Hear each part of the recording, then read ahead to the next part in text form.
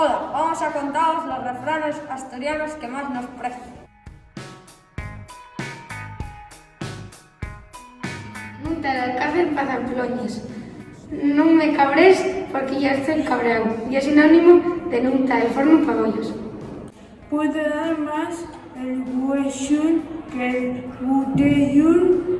Cuando agarres más comida de la que diez, quien a comer porque es un poco fatón o chambión.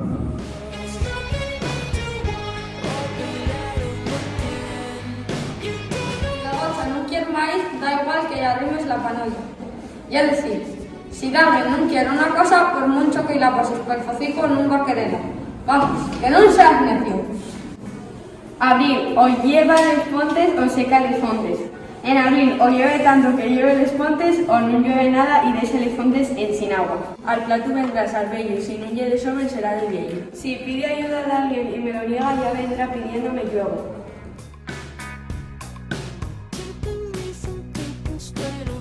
¿Y tú? ¿A ti qué refrán asturiano te prestaría más? Eso